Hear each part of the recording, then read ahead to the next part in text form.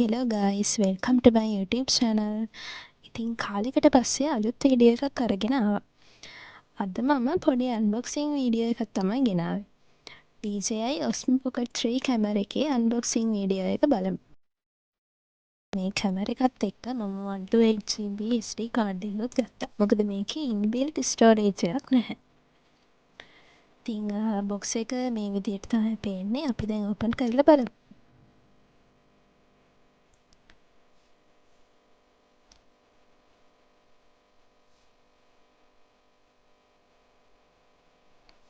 සුදු පාට පොඩි බොක්ස් එකකුයි පස්සේ තව කවර් එකක දාලා පොඩි පැකේජ් එකකුයි තියෙනවා. බලමු මොනවද තියෙන්නේ කියලා.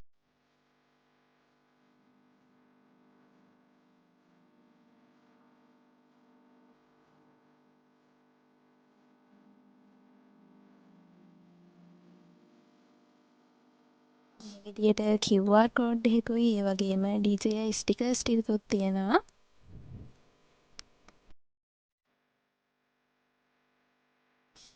අපි මේ පවුච් එක ඕපන් කරලා බලමු මොනවද තියෙන්නේ කියලා ඇතුලේ.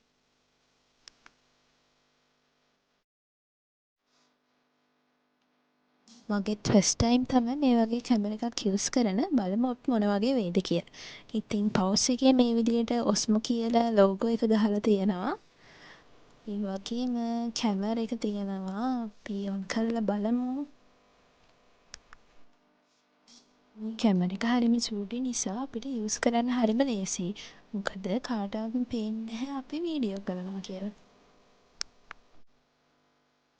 ඉතින් ඔයත් මං වගේ අනිත් මිනිස්සු ඉස්සරහා වීඩියෝ කර කර යන්න ලැජ්ජ කෙනෙක් නම් මේ කැමරා එක ඔයාට හරියටම ගැලපෙනවා.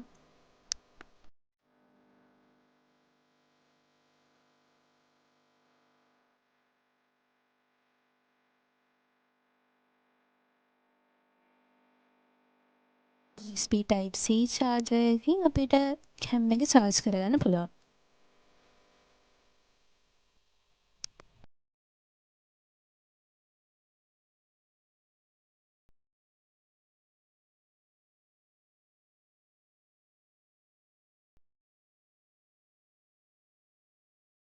ඊට පස්සේ තව බැටරි එක්ස්ටෙන්ඩර් එකක් තියෙනවා. ඉතින් ඔයාලට කැම් එකේ charge එක ඉවර වුණ වෙලාවට මේ බැටරි එක්ස්ටෙන්ඩර් එක ගහලා charge කරගන්න පුළුවන්.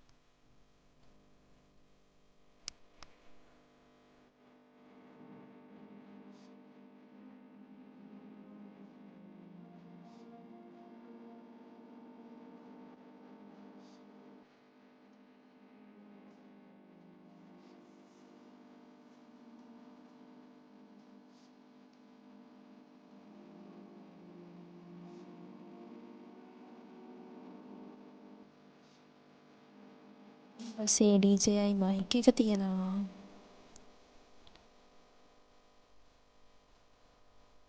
තව අපිට tripod එකක් හම්බ වෙනවා ඒකත් එක්කම. ඒ වගේම තව mic එකට පොඩි cover එකක් හම්බ වෙනවා.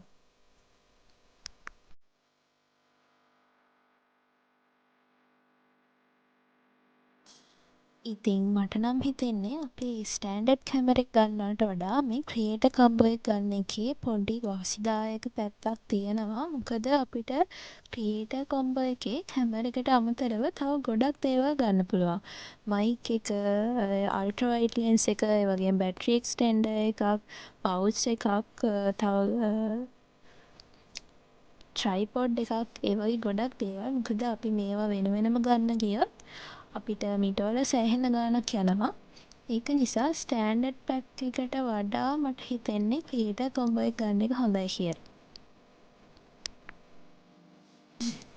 ඒ වගේම තව අල්ට්‍රා වයිඩ් ලෙන්ස් එකකුත් මේකත් එක්කම අපිට හම්බ වෙනවා.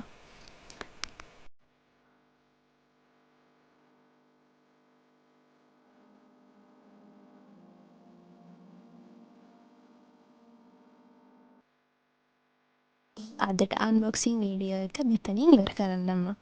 ඉස්සරහට තව ලස්සන වීඩියෝස් අරගෙන එන්නම්. ඒ වගේම මේ කැමරා එකේ හොඳ නරකත් මම ඔයාලට කියන්නම් ඉස්සරහ වීඩියෝස් වලදී. එහෙනම් අදට ගිහින් එන්නම්. බයි.